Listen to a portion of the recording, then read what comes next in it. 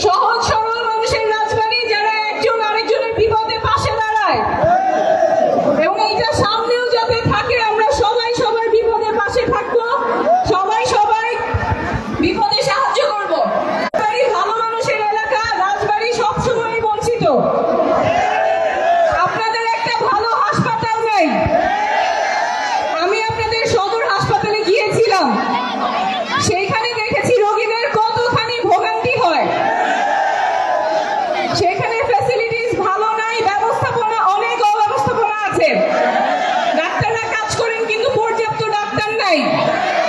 5টা ওষুধ দিলে সেখানে 3টাই পাওয়া যায় না, বাইরে থেকে কিনে নিতে হয়, খুঁজে পাওয়া যায় না।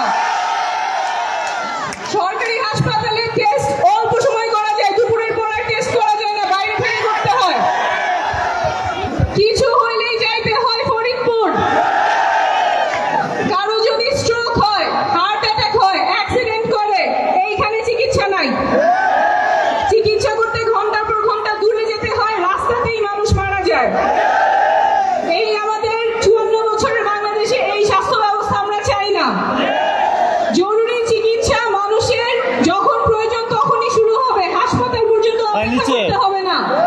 অ্যাম্বুলেন্সেই যাতে জরুরি চিকিৎসা শুরু হয়, সেই ব্যবস্থা আমাদের করা প্রয়োজন, সরকারিভাবে করা প্রয়োজন, যাতে যার যখন হার্ট অ্যাটাক হবে সে অ্যাম্বুলেন্সেই চিকিৎসা করতে করতে হাসপাতালে যাবে। সেই ব্যবস্থা আমরা চাই। স্বাস্থ্য ব্যবস্থা এমন স্বাস্থ্য ব্যবস্থা যেখানে চিকিৎসার অভাবে মানুষ মারা যাবে না, টাকার অভাবে চিকিৎসার অভাবে মানুষ মারা যাবে না।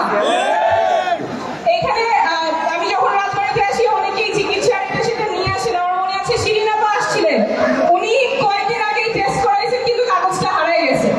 তো ওনার ওই কাগজ আবার খুঁজে বের করতে হবে, খুঁজে আর পাবেন না, তখন আবার টাকা খরচ করে আবার পরীক্ষাগুলি করাইতে হয়, ডাক্তারের কাছে যাইতে হয়, তখন দেখা যায় চিকিৎসা ভালো হয় না, কারণ তথ্য তো নাই, কাগজ হারিয়ে গেছে।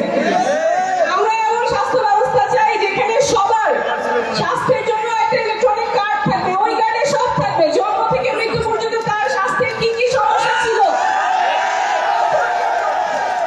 কখন কোন টিকা পাইছে, কখন কোন ওষুধ পাইছে, কখন কোন পরীক্ষা হয়েছে, সব এক জায়গায় থাকবে।